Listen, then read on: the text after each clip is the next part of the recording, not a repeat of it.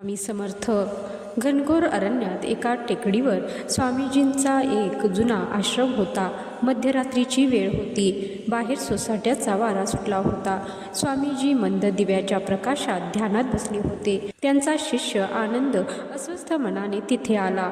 इतर शिष्य ध्यानात आणि साधनेत आपल्यापेक्षा खूप पुढे जात आहेत या विचाराने त्याला घेरले होते. आनंदने स्वामीजींच्या पायावर डोके ठेवले आणि काकुळतीने विचारले, स्वामी, इतरांशी तुलना करावी का? मला सतत वाटते की मी इतरांपेक्षा मागे राहिलो आहे. स्वामीजींनी डोळे उघडले. त्यांनी दिव्याची वात थोडी मोठी केली. दिव्याच्या प्रकाशात समोरच्या भिंतीवर शिष्याची एक प्रचंड सावली उमटली. स्वामीजी अत्यंत शांत स्वरात म्हणाले, स्वतःच्या प्रगतीशी तुलना कर. आनंद गोंधळला. स्वामीजींनी त्याला दिव्याच्या जवळ उभे राहायला सांगितले. तो जवळ गेला तेव्हा त्याची सावली भिंतीवर अकराळ विक्राळ आणि विशाल दिसू लागली.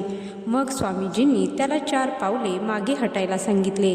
तो मागे सरकताच त्याची सावली लहान झाली.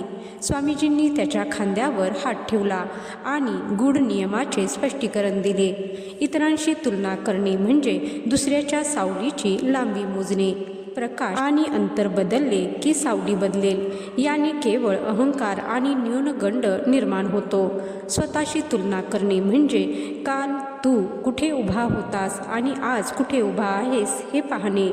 स्वामीजींनी आनंदला त्याची जुनी वही उघडायला सांगितली. 5 वर्षापूर्वी त्याला 5 मिनिटेही स्थिर बसता येत नव्हते. आज तो तासनतास ध्यानस्थ राहू शकत होता. तर मंडळी, या कथेचा बोध हाच की सूर्य कधीच चंद्राशी स्पर्धा करत नाही. दोघेही आपापल्या वेळेत चमकतात.